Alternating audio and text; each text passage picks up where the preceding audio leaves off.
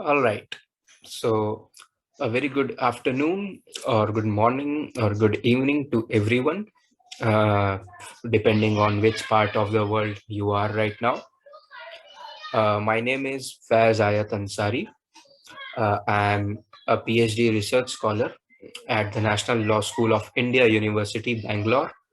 I'm also an assistant professor and the coordinator at the Center for Constitutional Law and Policy at Parul Institute of Law, Faculty of Law, Parul University, Vadodara, that's in India. And I'm also a researcher and collaborator at the Mediterranean International Center for Human Rights Research, Mediterranean University of Reggio Calabria, Italy. So that's my brief introduction. And today I'll be speaking on the topic that is federalism as a governance mechanism. But before going ahead with the topic, I would deeply like to thank International Internship University for inviting me for this particular session and delivering a session on this area.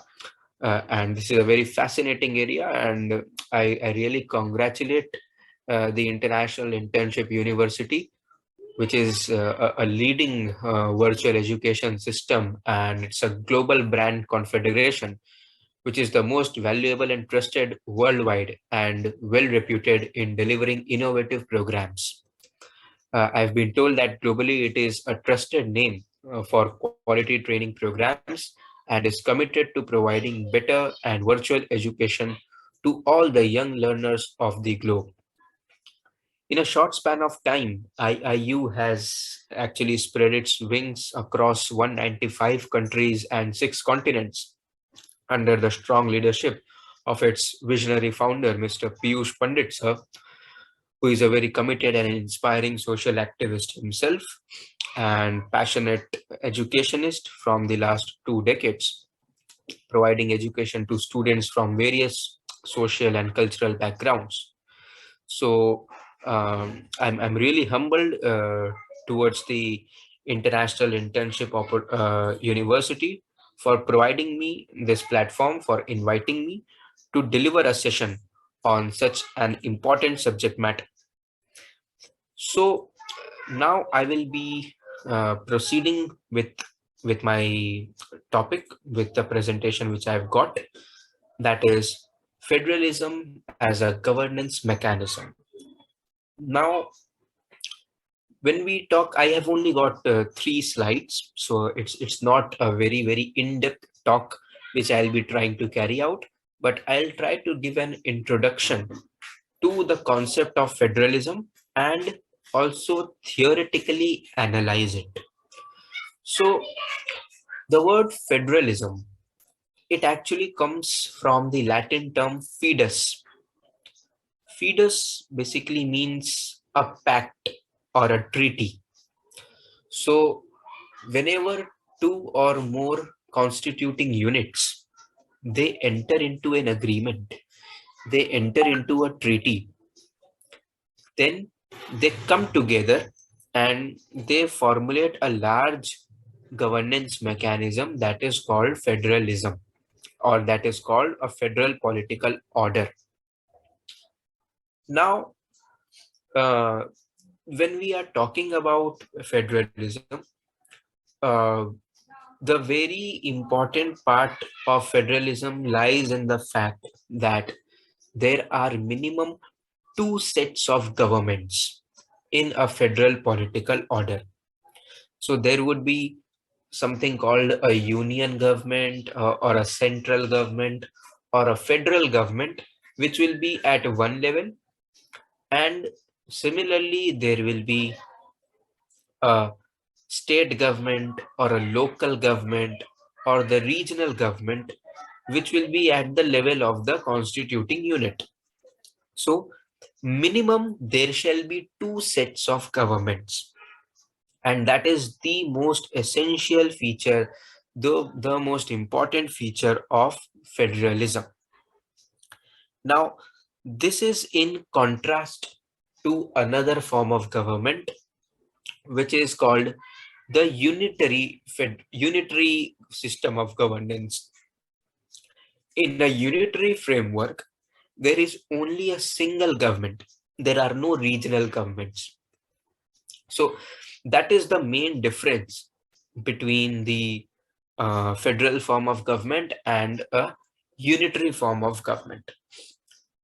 Now, before talking about the federal theory, before talking about whatever is mentioned on the screen right now, let me briefly discuss that why do actually states opt for federalism? What is the need for opting for federalism instead of a unitary form of government or instead of some other form of government? As far as federalism goes, there are two reasons to opt for it. One may be out of ideological preferences, because of various advantages which one can see in a federal political order. And the second one is out of compulsion. So not having really any sort of an option, but because of compulsion, you have to opt for federalism. So these are the two reasons. If we talk about the first reason, that is out of ideology, it is something in which many states would believe that if different constituting units come together, they form a large body that is a federal structure, then it would be very, very better in the interest of the people, because the interest of the people will be taken care of by both the union government at one level, that is the federal government, and the state government at the other level. So the rights of the individuals shall be taken care of. There will be decentralization of power. So any single authority or any single form of government shall not exercise all the powers as far as the federalism is concerned. So that is one big advantage, one big ideological reason for opting to have a federal form of government. And the second one, which I said is it is out of compulsion, which I said that it has not really got any choice, but it has been adopted because there was no other choice. So that is because if the if all the units are not stuck together, then there is a chance of everyone breaking away. So if let us say there is one particular state or a country which has got 5 or 6 constituting units, if you do not give substantial powers to each and every constitutive unit, then there are chances that they may not even be ready to join the union.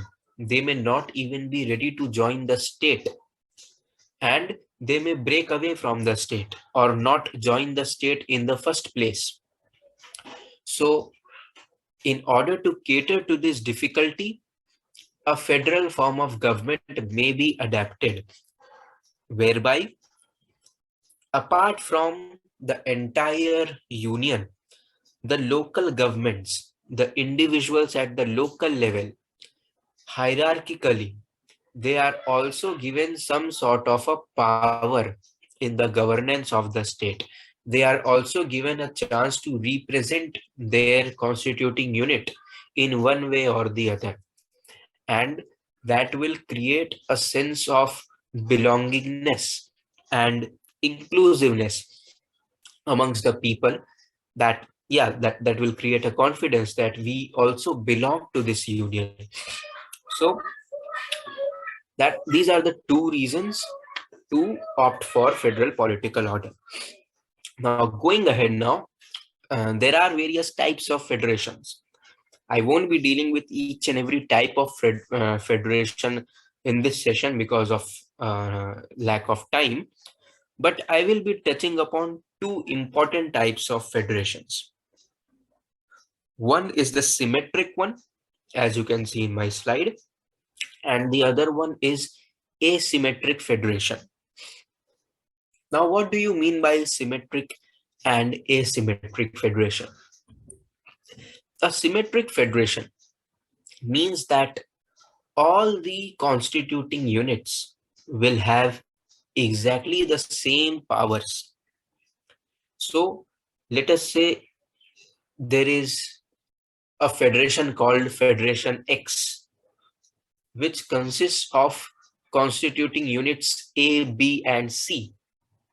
Then all the three constituting units A, B, and C shall have exactly the same powers. No difference in their powers inter se. So the horizontal relation between the different constituting units in a symmetric federation is exactly the same. There is no difference.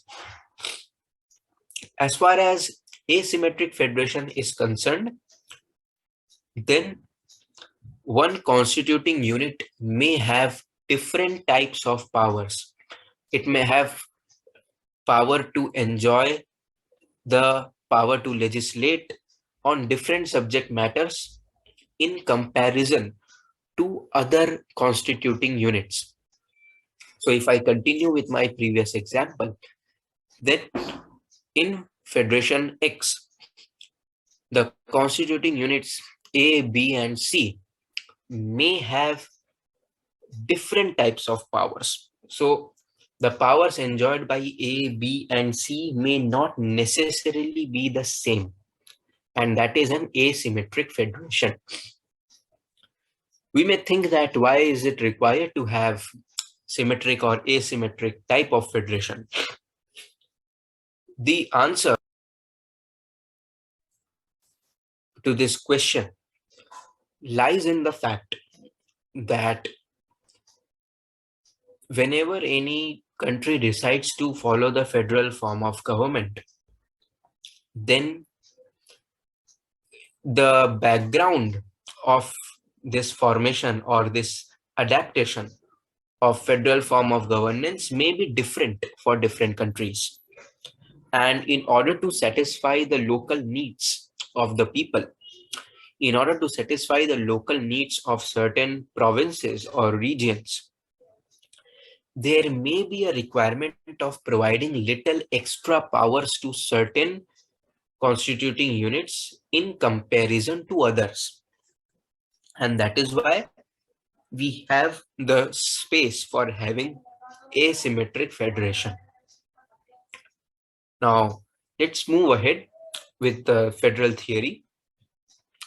If we talk about the roots of federalism in Western thought, there are a few scholars who very often come to mind. One of them is Johannes Althusius. When we talk about him, his primary idea of federalism as a governance mechanism was to establish it in contrast to the unitary form of government. So we very well know, as I discussed in the beginning in my introduction, that the opposite of a federal form of government is a unitary form of government. Now, what is a unitary form of government? As I told, that the form of government in which there is only a single government, that is unitary. So what Johannes Althusius did is that he named a number of problems and disadvantages and shortcomings and loopholes of the unitary form of government. He laid down that in a unitary form of government, the people are not represented truly. The people belonging to the local units, their interest, their aspirations, their rights are often overlooked because of the structure itself, because unitary form of government is a very centralized form of government. A few people enjoy all the powers with respect to the legislature and with respect to execution of the policies. And because of this, a large chunk of the society may feel neglected. So he criticized the unitary form of government and proposed to have a federal form of government whereby there shall be more than one sets of governments. So that is what was the view of Johannes Althusius. Let's look at what Baron de Montesquieu had to say. Again, a very prominent scholar who gave a number of theories, who wrote a number of good literatures as far as political theory is concerned. He said that he agreed with Johannes Althusius, but he added that it would be preferable to have smaller constituting units in the federations. So he advocated for smaller constituting units, and the reason which he gave was that it would be better, or it would be more easier and efficient to control the governance, to deliver the best governance to the people. If the constituting units are not really big, if they are relatively small, it will be easier to control and the governance would be more efficient. So therefore, he was in favor of that brand of federalism which advocated for smaller constituting units. If you go to David Hume, the next scholar, as far as federal theory is concerned, he was slightly of the opposite opinion as compared to Baron de Montesquieu. David Hume said that it is better to have larger constituting units because in a larger constituting unit, there is a chance of there being more flexibility. You can carry out the governance in a very wholesome, dedicated, and a continuous manner in a larger constituting unit as compared to a smaller constituting unit.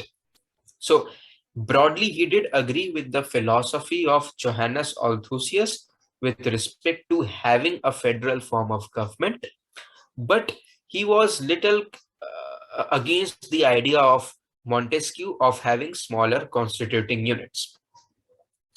If we go ahead and take a look at the European Union, we very well know that it is a kind of a federation, a kind of a big confederation, one can say, whereby there is the European Parliament and there are a number of members of the European Parliament of the European Union, so to speak. So European Union is an example of a large federation, of a loose federation. It's not really strong because each and every member of the European Union has got the power to secede away from the Union, has got a lot of internal powers as well. So it's an example of a loose federation, but which is working perhaps quite well as far as Europe is concerned.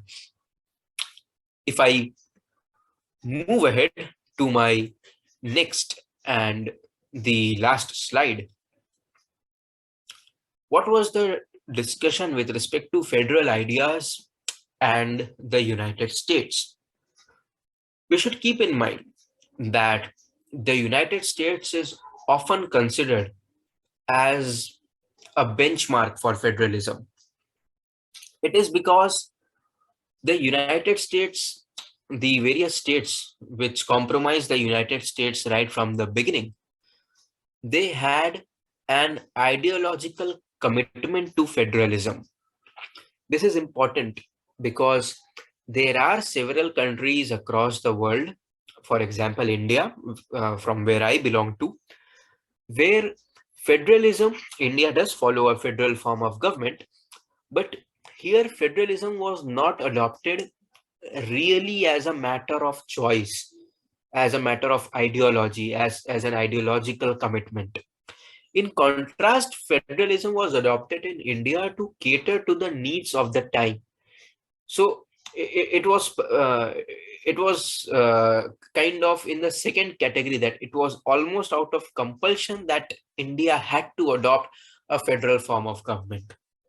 But when we talk about the US, It was based on pure ideological commitments. The originally for states of the federation, as far as US is concerned, the 13 states who actually first of all signed the agreement to form the federation, they were ideologically committed to federalism. They saw federalism as a good form of governance that would ensure unity and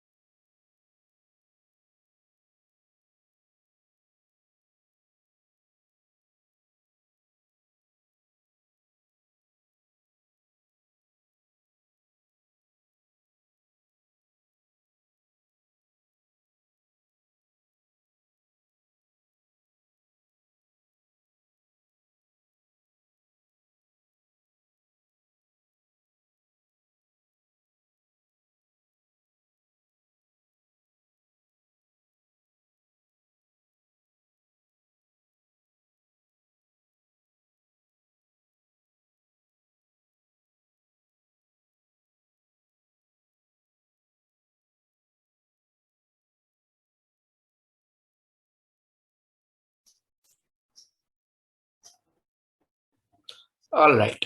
So I'm so sorry for that brief technical glitch. I would continue from where I left off. So I was going to discuss about the federal ideas in Canada and Australia. Canada through its British North Atlantic and Australia through its other Commonwealth commitments, they also opted for federal forms of governments. When we talk about the Federalist Papers, which were given by Alexander Hamilton, John Jay, and it was a really interesting framework of theoretical explanation as far as federal forms of governments is concerned. Alexander Hamilton included in that. So they gave a number of federal ideas, federalist ideas, and sets of papers were published by them. And this is in the context of the US. So this was really interesting, and it laid down a very solid framework of federalism, perhaps across the world. It went beyond the US. If we talk about John Stuart Mill, he gave a lot of material, he gave a lot of importance to the federal form of government. He counted a lot of positives which a federal form of government brings. He talked about the representation which is possible to be given to a large number of people by following a federal form of government. So this was what his view was. Pierre Joseph Proudhon, he went to the extent of comparing federalism to a family, actually, family. So he talked about the fact that just like in a family, there are different individuals. All the individuals have got an individual entity, they have got a personal life, but at the same time, they are covered within the broad umbrella of family.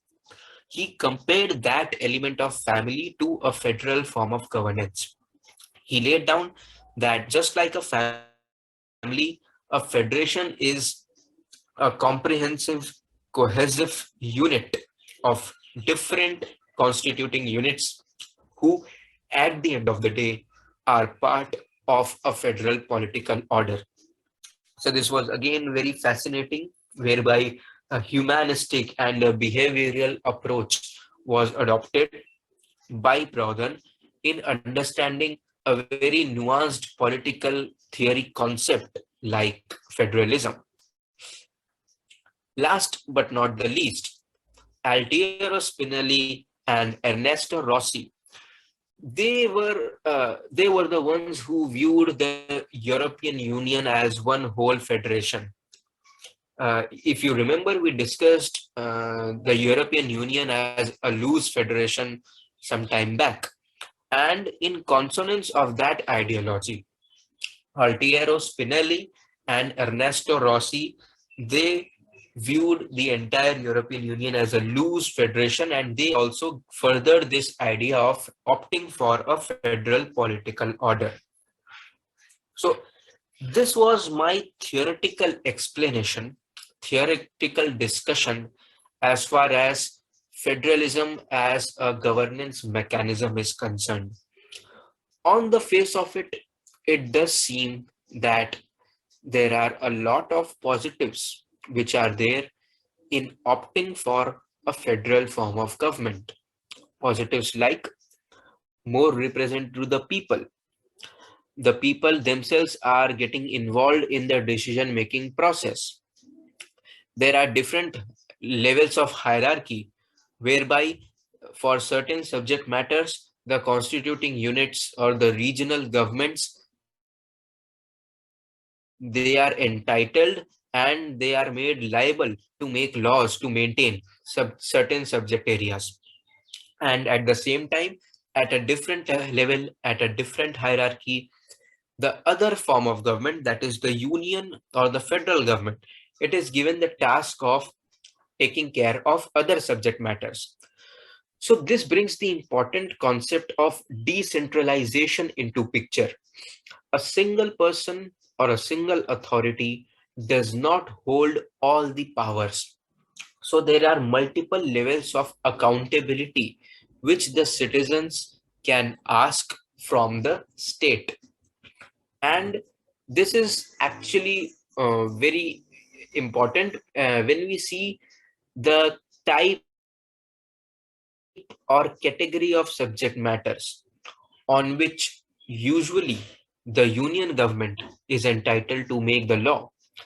Those subject matters are broadly related to foreign relations and defense. So when you talk about the security or the sovereignty of the state, when you talk about maintaining friendly relations with the foreign states, then usually the prerogative is given to the federal government, to the union government, to carry out the governance, to frame policies, to make the laws for such subject matters.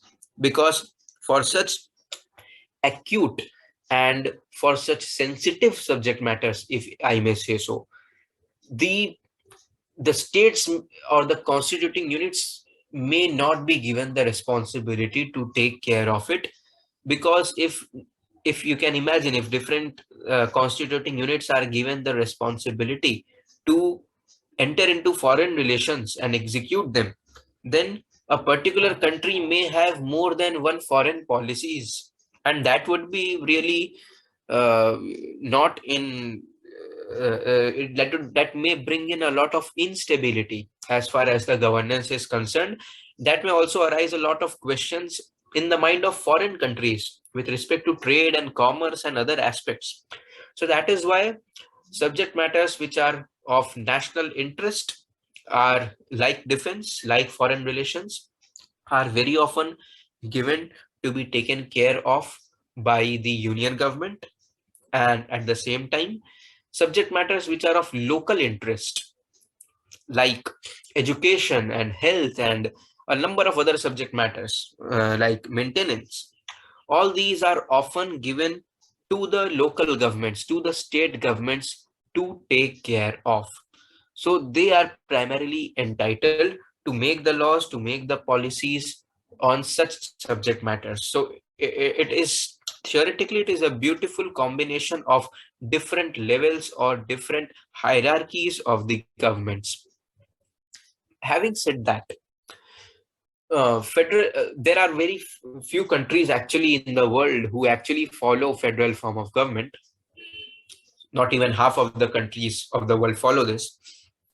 So, having said that, in my concluding words, what I would emphasize is that rather than giving a lot of importance to certain framework of federalism, certain theory of federalism, which is propounded by any philosopher or political scientist, rather than thinking that whether that actually is federalism or not, one should actually see the practicality and the workability of federalism in different parts of the world. What I mean to say is that there is not a single federalism, there are many federalisms. There are different brands, different categories, different subcategories of federalism.